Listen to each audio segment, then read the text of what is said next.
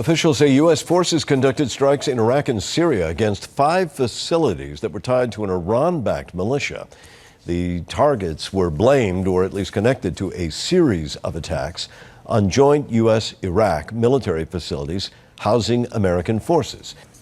That's right, Martin. This has all been going on for several weeks. The U.S. says that an Iranian-backed militia group that's been operating in Iraq and Syria is responsible for a number of rocket and mortar attacks against locations where U.S. troops are in Iraq. And actually on Friday, one of these attacks was in the death of a U.S. civilian contractor. So the U.S. has been looking for some time now what its response should be and what they want to do.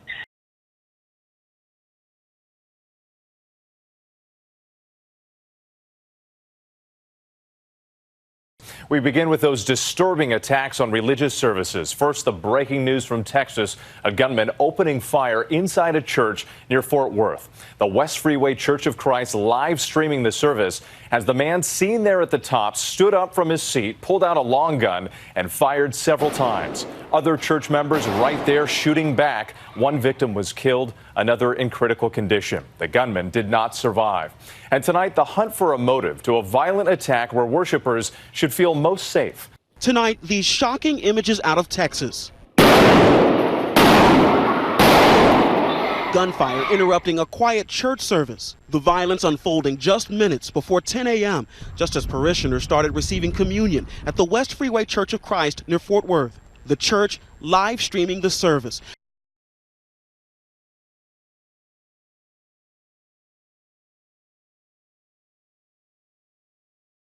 Breaking news from Maryland, a small plane crashing into a neighborhood not far from the Capitol. A home and cars damaged. The pilot, the only one on board, did not survive. But fortunately, nobody on the ground was hurt. Tonight, a terrifying scene unfolding in Maryland, a plane slamming into a house. The small plane crashing minutes after taking off from College Park Airport this afternoon, killing the pilot.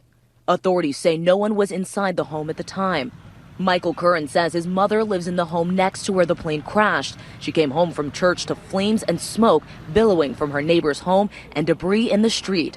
Local emergency teams rushed to the scene. Our technical rescue and hazmat teams are on scene just to make sure that there's no chemical runoff and the neighborhood is safe. According to authorities, the single-engine plane with just the pilot on board plunged into this residential suburb, just miles from Washington, D.C.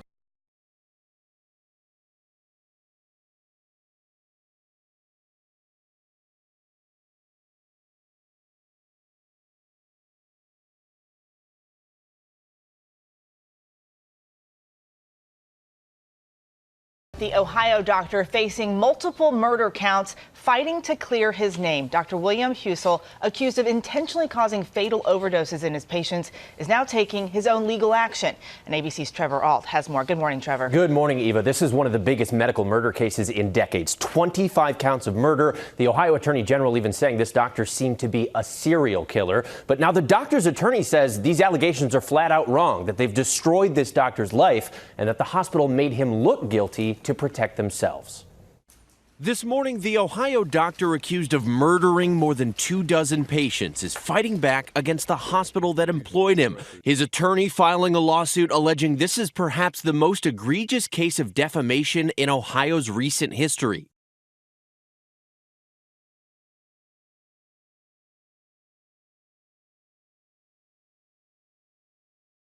To Afghanistan now, where Taliban leadership has reportedly agreed to a temporary ceasefire. It's a step that could also pave the way for a peace agreement with the U.S. after months of negotiations. Natasha Fatah is tracking the details. Natasha, what do we know so far? Well, Jennifer, if these reports are accurate, then possibly a 10-day ceasefire between the Taliban and the Afghan forces would allow a space in order for them, along with the United States, to sign a peace agreement. Now, these are reports coming to us from the Associated Press and the Wall Street Journal with their sources on the ground. CBC News Network has not independently verified these details. But if these reports are to be believed, then the chief negotiator for the Taliban is about to sign off on that peace agreement that has been negotiated for the past several months.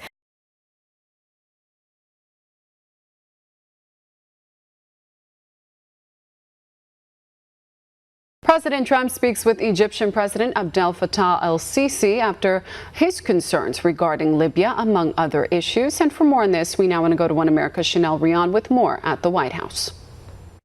In a mostly overlooked conversation by media, President Trump and Egyptian President Abdel Fattah El-Sisi discussed bilateral and regional issues. The White House was notably terse in sharing the contents of this conversation, adding only that President Trump discussed Libya and his concerns that Libya needs to be protected against foreign exploitation. Trump and El-Sisi both agreed Libya is at risk of being lost to foreign actors, and measures must be taken by relevant parties to prevent this kind of exploitation. Libya has, ever since 2011 and the ousting of Muammar Gaddafi, posed a serious global diplomatic crisis.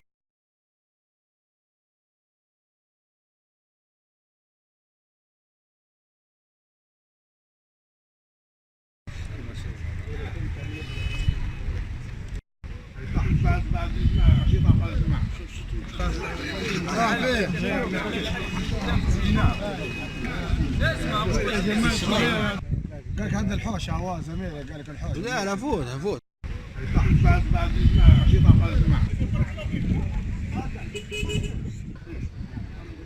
اللي تقرب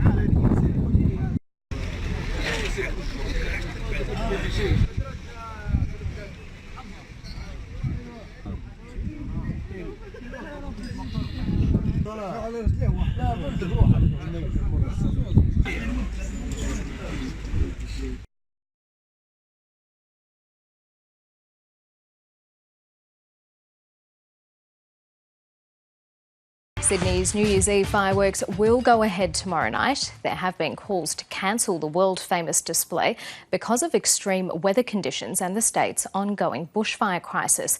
A total fire ban has been declared for a number of areas, including the Greater Sydney region, but the spectacle will go ahead as planned.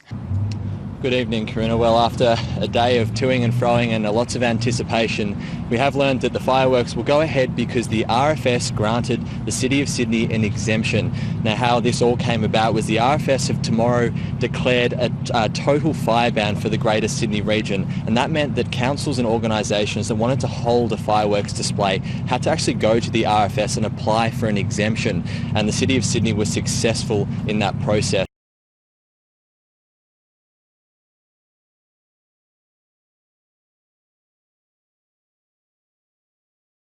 Another volunteer firefighter has died battling bushfires in New South Wales. It's believed the man's truck rolled on him when it was hit by extreme winds near Albury. 2 others suffered burns. Meantime, catastrophic conditions continue in Victoria. There are emergency warnings for fires burning on the Victoria northern South Wales border near Kooryong.